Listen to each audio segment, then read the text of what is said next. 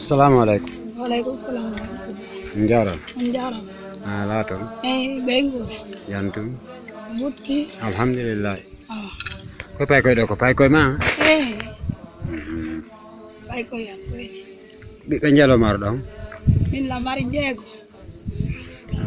On to be awon. Be ano kona kedi be am wonde ma. Ando ko pay koy jelo won do. Wondi do e nayo. Ko ndu suru do won non. Ko don won.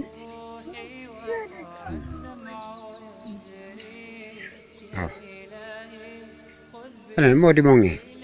Modi am fe.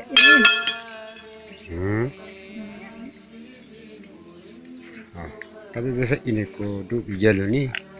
Dubi jeddi wona lebbi joyni. Okay. Ko pay koy mon no jangude l'école. Be jangude. Ko mbori be yobande. Ko Allah e julbe be. Okay. Jarama honno. Jara fotan weltani Allah weltani. Jonnon ko non bira mongi. Bira ngala no bira nya iwina do be sarno. Be mongi. Ben feddini.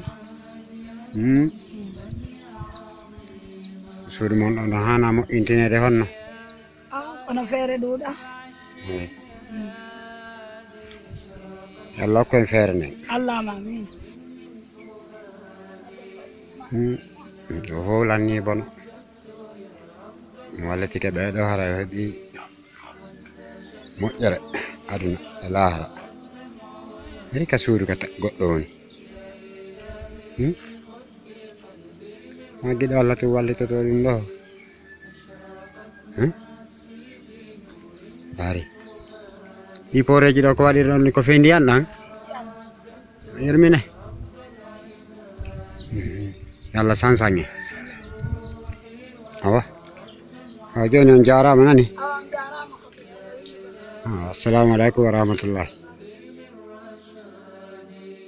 Assalamu alaikum warahmatullahi wabarakatuhu. Musidɓe julɓe tedduɓe nokku kala ko oɗo vidéo hewti haray ko lawol kisal woni ko hewti kam moɗon ɗoɗe eyyi haray no yirɗon oɗo vidéo ni ɓeɗo nene gotoɓe meɗen no hatto jini e suudu saabu na yi hoɗude maɓɓe nden haray ɓe nene gotoɓe nawnuɓe ɗo kadi fof haray oɗo noon vidéo o jindi ka réseau sociaux kono yadano e information saabu na haray kaka telegramu lawol kisal fi sonnaɓe hisɗoni komin lansuno oɗo woɓɓe naɓimo ka Facebook naɓi dali e information muɗum on haray ko ɗum waɗi men artiri ɗo haray ɗiɗo numéro ji kala faalaɗo e humpitade haray mo wawi men noddude ɗiɗo numéro ji men humpitay mo inchallahu ma ɗum kala ka lawol kisal kadi ɗon wawi men windande kadi ka lawol kisal haray men yaafini kadi fi qualité vidéo on e kadi nene gotoje on kadi hino falji ton ko modi makko feƴƴini kon ɓayɗon andi ka meɗen e buy hara wawata manditaki duuɓi ɗin hara kene ɓe ɗumannoto tun kono haray min humpodiri e ɓeɗo hara inchallah ɗo men habbi on musidɓe julɓe tedduɓe haray assalamu aleykum wa rahmatullahi wa barakatuh.